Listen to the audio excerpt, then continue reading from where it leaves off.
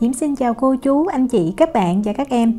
Tiếp tục những món ngon theo yêu cầu. Hôm nay Diễm chia sẻ món bánh mì hành chà bông. Công thức này thì Diễm được em Uyên Đào gửi cho Diễm và nhắn lại là nhờ chị làm video chia sẻ vì em còn bận con nhỏ nên không có thời gian. Diễm cảm ơn em rất là nhiều. Diễm làm thử thì thấy công thức ngon nè và đơn giản nữa. Cách làm như thế nào thì bây giờ mình cùng vào bếp làm bánh với Diễm nha.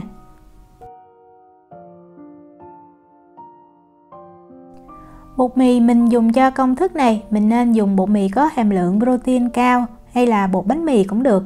Thì protein trong cái túi bột Diễm dùng là 12 gram, tức là 12%. Công thức hôm nay mình dùng 500 gram bột mì. Tiếp theo là 100 gram đường, mình nên dùng đường cát nhuyễn cho nó dễ tan.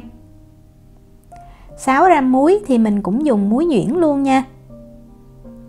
Về men thì mình dùng men không cần kích hoạt, tức là cho thẳng vào trong bột mì luôn, mình cần 6 gram. Diễm dùng men ngọt là men cho những cái công thức có lượng đường nhiều. Nếu mà mình không có men ngọt thì mình sử dụng men lạc, men làm bánh mì bình thường thôi. Thì Diễm nghĩ mình nên dùng 8 gram. Và cái lượng men này nó cũng không có nhiều, vì vậy cái thời gian ủ bánh tí xíu Diễm sẽ lưu ý. Mình lắp men lại nha. Chất lỏng thì Diễm dùng 200 gram sữa tươi, không có đường. Để cho bánh thơm hơn, mình dùng thêm 50 gram kem tươi hoặc là whipping cream ha. Nếu không có thì mình thay bằng sữa tươi cũng được. Kem tươi Diễm dùng hàm lượng chất béo là 37%. Về trứng gà thì Diễm có lưu ý như vậy. Trong công thức gốc là dùng một cái trứng gà, tức là một cái lòng trắng và một cái lòng đỏ. Nhưng mà mình sẽ có một cái lòng đỏ để mình làm cái sốt nữa. Vì vậy Diễm thấy bỏ cái lòng trắng thì cũng hơi tiếc. Diễm dùng luôn 2 cái lòng trắng nha. Cái lòng đỏ này thì mình để sang một bên, để tí xíu nữa mình làm cái sốt mình trét lên bánh. Dưới lượng chất lỏng là 2 cái lòng trắng và 1 lòng đỏ thì cái bột nó sẽ rất là mềm. Nhưng mà Diễm thấy mềm nó lại càng ngon hơn nữa. Thì khi nhồi bột Diễm sẽ quay và lưu ý cho mình. Mình cho trứng vào, sau đó mình dùng cái cây phết bột đó, mình trộn cho bột thật là đều ha. Không còn thấy bột khô nữa. Thì mình cho thêm vào đây 25 gram bơ, Diễm dùng bơ lạc. Và bơ lạnh cũng được, không cần để bơ mềm ở nhiệt độ phòng. Cho vào máy thì mình cứ bật cái tốc độ thấp thôi nha. Và mình nhồi ở cái tốc độ thấp này trong khoảng thời gian là 25 cho tới 30 phút. Máy Diễm cái công suất là 1700W thì Diễm để số 1. Nếu mà máy mình cái công suất thấp hơn thì mình nên để tốc độ trung bình. Như mình thấy ở đây cái lượng chất lỏng cao, vì vậy bột lúc đầu nhồi mình thấy nó rất là nhão và thời gian lâu lắm nó mới róc khỏi cái thao nhồi bột. Thì Diễm có canh thời gian, Diễm thấy 25 phút là bột nó mới dẻo, nó kết dính thành một khối như vậy. Nhưng mà khi mà mình cầm vào mình thấy nó cũng dính tay lắm nha. Nhưng mà khi mình kéo lên nó phải kéo lên được thành nguyên một khối. Còn nếu mà mình nhồi mà bột nó không kết dính được mà nó cứ nhão thì mình sẽ lấy ra ngoài và mình đập lên trên cái mặt phẳng. Đây là cách để cho cái sợi protein gluten trong bột mì nó được giãn nở và nó hình thành, giúp bột nó bóng, nó mịn và nó tạo thành khối. Khi mà mình nhồi bột nếu mà mình nhồi sau 20 phút mà mình thấy bột nó không kết dính được thì mình cứ làm như vậy ha. Như mình thấy ở đây, bây giờ khối bột nó đã săn lại và rất là mịn, mềm dẻo luôn. Ấn vào bột thì đàn hồi rất là tốt. Còn đây là bột mà Diễm chỉ dùng một cái lòng trắng và một lòng đỏ, tức là một trứng gà nguyên thì mình thấy vừa nhồi nó sẽ khô ráo. Nhưng sau khoảng 10 phút thì bắt đầu bột nó nhão, tại lượng đường nó cũng cao. Và cái bột mà dùng một trứng gà thì mình cũng nhồi cái khoảng thời gian là 25 tới 30 phút nha. Sau khoảng 15 phút thì mình thấy bột nó dính lên cái thành của cái thao như vậy thì mình tém lại. Như vậy giúp cho bột nó nhồi được đều và dễ hơn. Mình nhồi bột cho tới khi mà mình thấy nó tróc khỏi cái thành của cái thao nhồi bột là được. Và cầm cái khối bột lên mình thấy nó sẽ chắc hơn, nó cứng hơn, tại vì lượng chất lỏng nó ít hơn đó. Và Diễm thấy nó cũng không có mịn như là mình dùng cái lượng chất lỏng nó nhiều. Và khi mà nướng bánh xong thì Diễm thấy cái bánh mà mình dùng 2 cái lòng trắng, 1 lòng đỏ, Diễm thấy nó cũng mềm và nó xốp hơn. Mình dùng tay mình ấn thử nè, mình thấy bột nó sẽ chắc hơn. Bây giờ mình lấy một cái khăn nhà bếp sạch mình đậy bột lại và mình để cho bột nghỉ 20 phút. Để bột nó mềm hơn, mình dễ cán bột mình cho vào trong khuôn. Khuôn á, mình dùng là khuôn hình chữ nhật có kích thước 22 x 28 cm. Còn nếu mà mình không có khuôn thì mình cứ cán ra, nhưng mà có cái khuôn thì nó định hình cái bánh được tốt hơn. Diễm lấy một tí xíu bơ nè, Diễm thoa ở dưới cái đế của khuôn. Rồi Diễm cắt một tờ giấy nướng bánh á, mình lót lên. Có bơ sẽ giúp cho tờ giấy nướng bánh á, nó chắc hơn, mình cho bột vào dễ. Bột sau khi nghỉ được 20 phút á, bây giờ mình lấy cái cây cán bột và mình cán cho cái miếng bột á, nó to hơn tí xíu. Không cần cán phải quá to ha, nó nhỏ hơn cái kích thước của cái khuôn tí xíu là được. Và nếu mà bột nó mềm á, thì lúc mà để bột lên như vậy, mình có thể cho tí xíu bột áo ở bên dưới á, để lúc mà mình lấy cái miếng bột lên nó không bị dính được dễ dàng hơn. Bột mềm á, mình cầm lên mình thấy có thể hơi khó, nhưng mà mình cứ nhấc cái miếng bột lên rồi mình cho vào trong khuôn. Cho vào khuôn xong rồi mình dùng tay đó, mình kéo cái miếng bột đều 4 góc nè. Rồi mình ép bột ra, mình ép bột nó đều, nó bằng, thì khi mà mình nướng cái bánh đó, nó cũng sẽ đều, nó đẹp hơn. Và như Diễm có nói lúc mà mình cho men nở đó, cái lượng men nở này có 6 gram thôi. Và khi mà mình làm mình dùng sữa lạnh và kem tươi cũng lạnh, vì vậy thời gian ủ bột rất là lâu ha. Diễm ủ phải khoảng gần 3 tiếng thì bột nó mới nở gấp đôi. Còn nếu mà mình muốn nở nhanh hơn thì mình có thể tăng cái lượng men lên là 10 gram. Để ở đây cho bột nở, mình đi làm sốt. Cho một cái lòng đỏ vào trong cái tô. Tiếp theo mình có 50g sốt mayonnaise giúp cho cái nước sốt của mình nó sẽ thơm, nó ngon hơn. Diễm dùng hiệu này.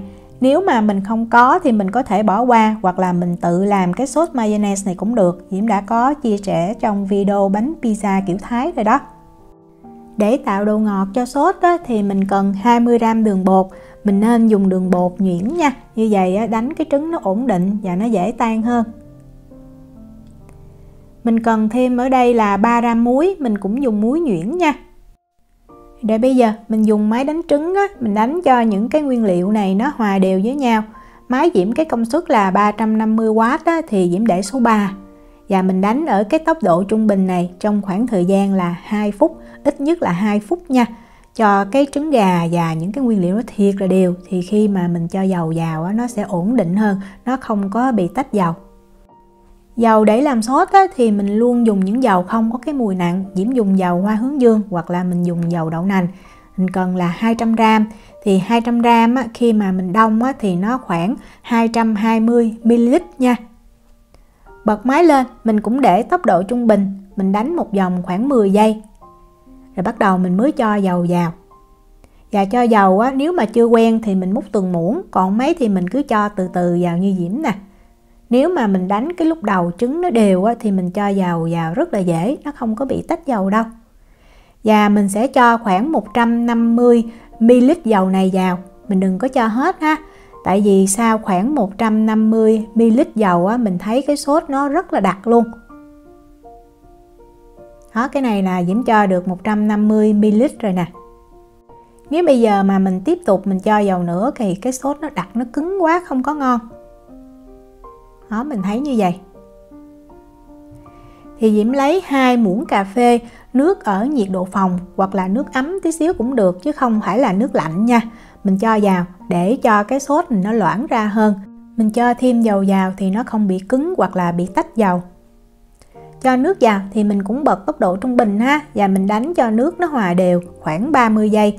Rồi mình lấy cái phần dầu còn lại và mình cho từ từ vào cho tới khi hết là được. Cái sốt này thì nó sẽ có cái vị ngọt và mặn nhẹ và béo và thơm, ăn chung với lại cái bánh mì này rất là ngon. Cái sốt này nếu mà mình đánh đúng như Diễm chia sẻ thì mình cho dầu vào dễ dàng lắm, không bao giờ bị tách dầu hết. Cho hết lượng dầu vào rồi thì mình đánh thêm khoảng 20 cho tới 30 giây nữa là mình ngưng được nha. Đó, sốt nó sẽ có độ đặc như vậy. Như vậy là mình đã làm xong cái sốt rồi. Nếu mà không có ăn hết á, thì mình cứ cho vào trong hũ và mình cất trong tủ lạnh. Khi ăn á, thì mình chỉ lấy cái phần nào mình ăn ra thôi, mình không có khuấy đảo cái nước sốt nha. Bột Diễm đã ủ được khoảng 3 tiếng thì mình mở ra mình kiểm tra. Mình thấy nó nở gấp đôi và mình ấn lên đó, mình thấy bột nó mềm, nó mịn và nó có cái độ đàn hồi rất là nhẹ. Có thể là mình ấn vào nó không có phồng lên luôn, như vậy thì bột nó mới nở đạt nha. Diễm lấy cái que tre hoặc là mình có cây tăm cũng được, mình sẽ xăm lỗ lên trên cái mặt bột như vậy, để khi mà mình nướng đó, cái bánh nó sẽ nở đều, nó không có cái chỗ lồi lõm, nó không có được đẹp. Và để cho bánh nó thơm á, thì mình cần thêm hành lá khoảng 10 gram ha. Hành lá này thì Diễm dùng cái loại to, vì vậy mình cắt ra như vậy cho nó nhỏ hơn tí xíu. Đừng có cắt nhuyễn quá thì khi mà mình nướng nó khô á, nó cháy cũng không có đẹp. Diễm cho thêm khoảng 1/10 muỗng cà phê muối, tí xíu thôi nha. Và 1 muỗng cà phê dầu ăn. Mình trộn lên cho đều. Rồi mình cho cái phần hành lá này lên trên mặt bánh.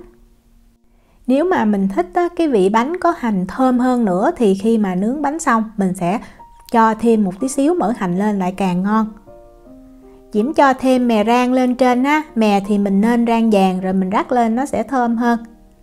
Rồi bây giờ mình cho bánh vào trong lò. Nướng bánh thì lúc nào mình cũng làm nóng cái lò nướng trước nha, 2 lửa trên và dưới và không có bật quạt. Nhiệt độ là 180 độ C, 356 độ F. Và mình nướng bánh ở cái nhiệt độ này trong khoảng thời gian từ 25 cho tới 30 phút. Bánh chín là mình thấy nó sẽ căng phồng lên và nó chuyển sang cái màu vàng rất là đẹp.